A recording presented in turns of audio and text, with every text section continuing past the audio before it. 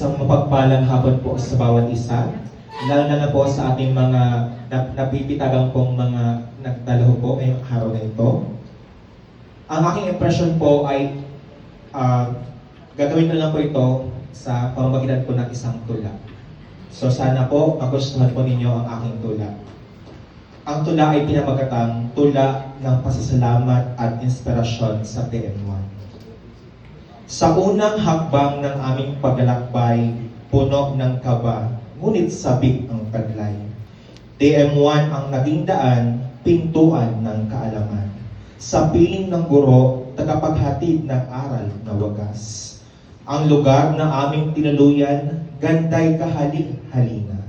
Maliwanag, maaliwalas, at preskong-presko talaga. Aircon na malamig, hatid ay ginhawa. Kaya't sa pag-aaral, siglay sumisipol lagi sa umaga. Pagkain na inihain, saganat masarap. Nagbibigay lakas sa bawat hakbang at galak. Tila ba pamilya sa bawat kainan. Pagmamahalan at tawanan ang siyang puhunan. Hindi lang kaalaman ang aming nakamtan, kundi pagkakaibigang tunay at wagas naman. Sa bawat kwento, sa bawat tawanan, nagbuo kami ng samahang di malilimutan. Sa likod ng lahat ng ito, may kamay na tumulong. Mga instrusyong gabay sa amin ay nagtaguyod. Salamat TESDA, NEAP at DepEd. Aming mga tanglaw, scholarship na handog, biyaya'y walang kapantay. Mga pinuno naming haligi ng rehiyon, narito ang pasasalamat mula sa aming pusong hamog. Kay Sir Gilbert T. Sadsad, aming Regional Director, pagpupunyagi at malasakit ay tunay na bukod dami sa sektor. Kay Sir Bebeliano I. Centillas, Assistant Regional Director na mahal, suporta at inspirasyon sa amin ay gabay na walang kapantay. Kay Dr. Grace U. Rabelas, Chief CLMD na dakila, inyong malasakit ay bunga ng giting at sipag na pambihira. Kay Dr. Roy T. Banyas, Chief HRD NEAP, aming pasasalamat, paglingap ninyo'y patunay ng malasakit at pagyakap. Kay Sir Jeremy Atad ng NEAP Region 5, gabay na patuloy, pag-asa sa aming dibdib. Sa aming butihing mga EPS, ng bawat SDO, lalo na sa aming EPS, kay Sir Edgar Clarino, sa pagtuturot at inspirasyon, kayo ang aming kapiling. Kay Ma'am Christy L. Alvarez, our Regional EPS, TLETVL, SPTBE, laging katuwang inyong pagtutok at ay biyaya'y gabay na walang hanggan.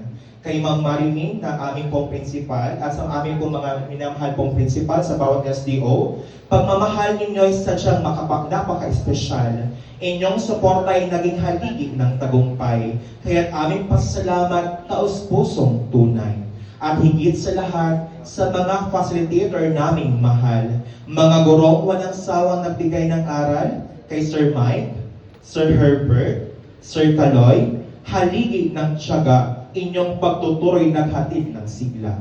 Kay Ma'am Ems, Ma'am Christine, Ma'am Rizal, and Sir Jofel din, pasensya at sakripisyo ninyo'y aming nadamarin. Hindi lang kaalaman, kundi puso at malasakit. Ang inyong hatid ay kayamanang di malilimot. Sa huling yugto ng aming paglalakbay, bungay tagumpay at bagong simula ang taglay. Ang TM1 ay hindi lamang isang pagsasanay, kundi paghubog ng guro, handang magtaguyod sa bayan. Kaya't mula sa aming puso, pasasalamat ang alay sa bawat gabay, sa bawat ngiti, sa bawat aral na tunay. Sa aming mga pinuno at gurong walang kapantay, ang tagumpay ng TM1 ay bunga ng inyong gabay. Ngayon ay uuwi kaming dala ay inspirasyon. Handang ialay ang natutunan sa bawat pagkakataon. Sa TESDA, DepEd, NEAP at lahat ng nagtaguyod, ang aming pangarap ay ngayon ay muling sumibol at tumayo. Maraming salamat sa lahat ng alaalang iniwan ng baon ng TM1 sa aming buhay. Isang makabagong karanasan na hindi namin malilimutan. Naway lahat ng ating pinagdaanan ay magsilbing paalaala at gabay, at ang bawat aral sa bawat araw ay maging leksyon ng ating madadala habang tinatahak natin ang susunod na yugto ng ating paglalakbay.